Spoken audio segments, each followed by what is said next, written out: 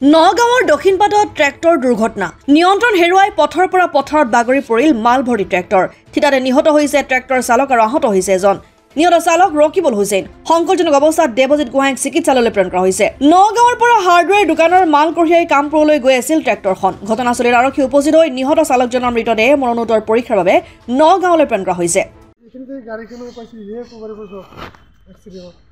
কিবা নগৰ পৰা কিবা ইটা চিটা কিবা ৰড চড ভৰাই হৈছে ৰড নিছে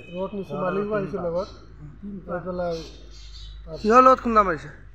এইটো তাত আমি ক'ব নোৱাৰোঁ কোনো গাড়ী আমি পোৱা নাই গাড়ী বেলেগ গাড়ী আমি পোৱা নাই খালি গাড়ীটো পাল্টি আছে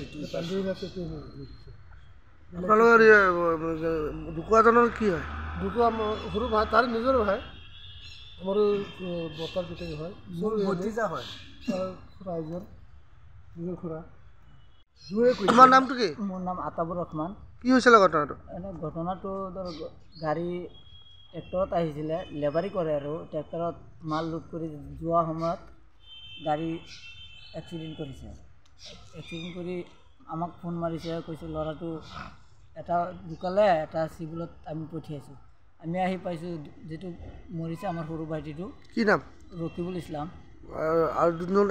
ইনজৰ্ড হৈছিলে সেইটো দেৱজিৎ চানচুকীগড় দেৱজিৎ কামপুৰৰ পৰা গুলজাৰ হুছেইনৰ ৰিপৰ্ট অসম আদিত্য।